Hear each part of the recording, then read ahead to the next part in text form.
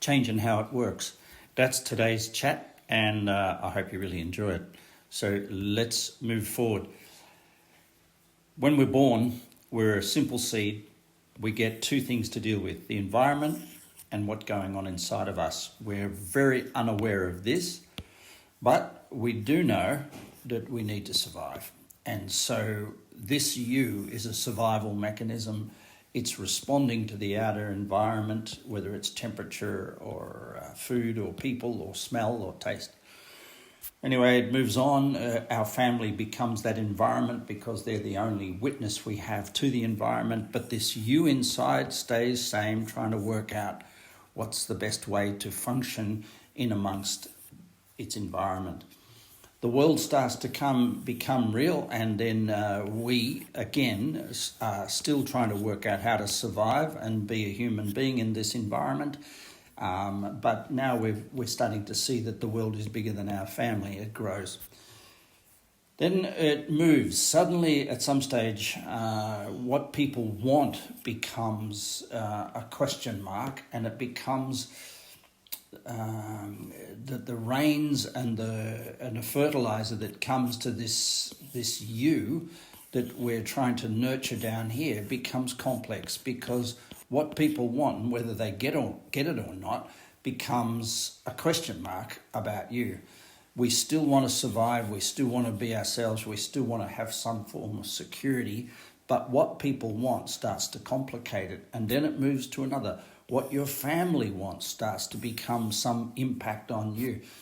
And then what the world wants becomes some impact on you. And then ultimately we stand on our own digs and say, what I want becomes some definition of me.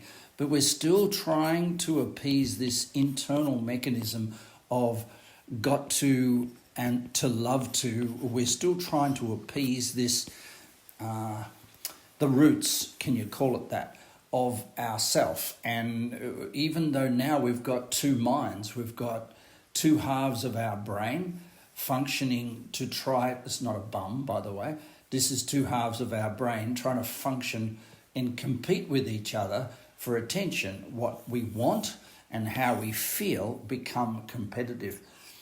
Then, so at the end of the day, what you want, which is either the approval of others or some material success and some success, and who you are can become disconnected.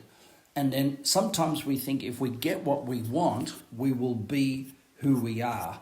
And this is really not the truth. These roots grow down here completely independent of this tree, and these roots, if they don't feed a plant, no matter how much sun or success this plant gets, if these roots don't feed the core into it, the plant will die, and what we want will become wasted.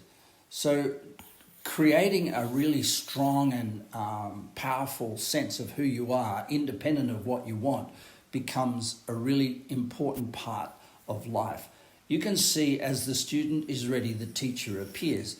And the job of the teacher is not always to coach you on getting what you want, but making you ready to supply the energy and the strength and the fertility, in a sense, to feed these things so they don't become cut off from their roots.